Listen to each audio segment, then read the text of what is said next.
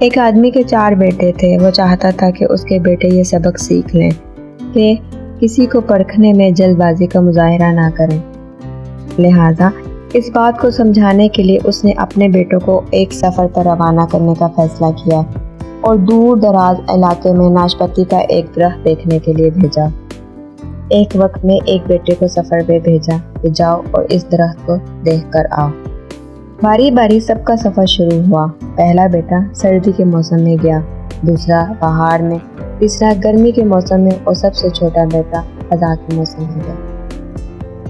جب سب بیٹے اپنا اپنا سفر ختم کر کے واپس لوٹ آئے تو اس آدمی نے اپنے 4 بیٹوں کو ایک ساتھ طلب کیا اور سب سے ان کے سفر کی الگ الگ تفصیل کے بارے میں پوچھا۔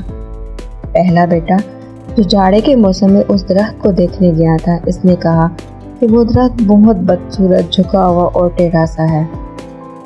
دوسرا بیٹا جو بہار کے موسم میں گیا تھا، اس نے کہا نہیں، وہ درخت تو بہت ہرا بھرا تھا، ہرے بھرے پتوں سے بھرا ہوا تھا۔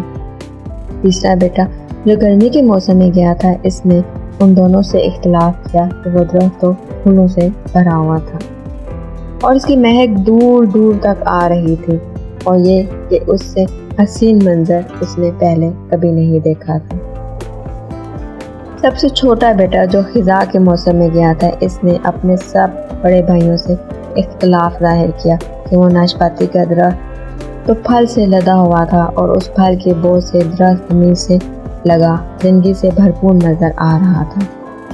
یہ سب سننے کے بعد اس آدمی نے مسکرا کر اپنے 4 بیٹوں کی جانب دیکھا اور کہا، تم 4 میں سے کوئی بھی غلط نہیں کہہ رہا، سب اپنی اپنی جگہ درست ہیں۔ بیٹے باپ کا جواب سن کر بہت حیران ہوئے، ایسا کیسے ممکن ہے؟ باپ نے اپنی بات جاری رکھتے ہوئے کہا، تم کسی بھی درخت کو یا شخص کو صرف ایک موسم یا حالت میں دیکھ کر کوئی حتمی فیصلہ نہیں کر سکتے۔ کسی بھی فرد کو جانچنے کے لیے تھوڑا وقت ضروری ہوتا ہے۔ انسان کبھی کس کیفیت میں ہوتا ہے اور کبھی کس کیفیت میں۔ اگر درخت کو تم نے جاڑے کے موسم میں بے رونق دیکھا تو اس کا مطلب یہ نہیں کہ اس پر کبھی پھل نہیں آئے گا۔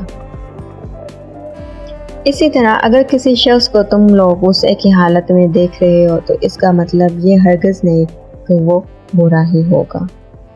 کبھی بھی جلد بازی میں کوئی فیصلہ نہ کیا کرو جب تک اچھی طرح کسی کو جان نہ لو۔ امید ہے کہ آج کی ویڈیو آپ کو پسند آئی ہوگی۔ اگر ویڈیو پسند آئی ہے تو ویڈیو کو لائک کر دیں اور چینل کو سبسکرائب کر دیں۔ Thanks for watching.